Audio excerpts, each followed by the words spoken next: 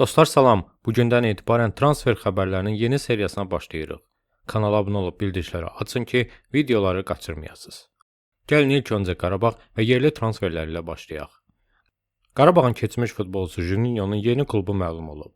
Bilirsiniz ki, Juninho keçən qış 5 milyon qarşılığında Flamengo'ya transfer olmuşdu.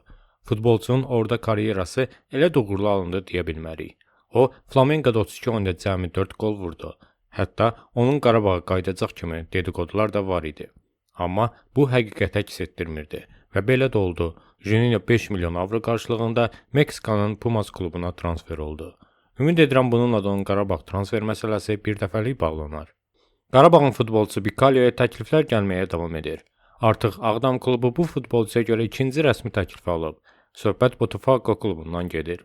Bildiyiniz kimi bu yaxınlarda ilk təklifi etmişdilər. Amma maliyyə şərtləri Qarabağ tərəfini razı salmamışdı. Ona görə də Botafogo ikinci təklifində pulun üstünü biraz düzəldib. Bikalio'nun özü də Braziliyaya qayıtmağa elə də soyuq yanaşmır.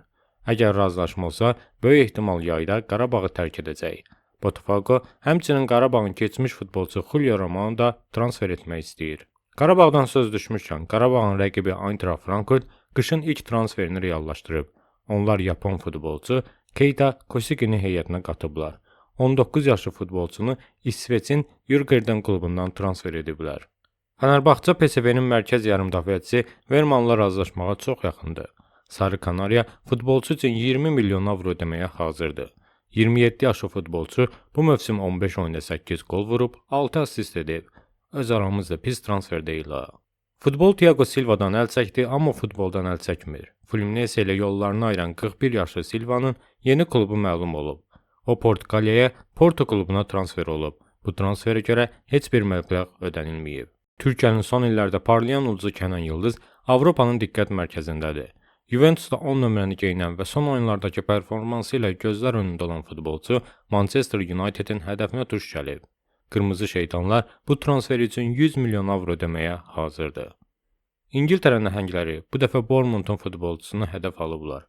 Onlar ad canavarlar kimi Antonio Semenyo'nun başına yığılıblar. Hətta Manchester United artıq bu transfer üçün 65 milyon avro ödəməyə hazırdır. Amma futbolçu üçün rəqabət çox olacaq. Çünki City də futbolçunun keçidini həll etmək istəyir.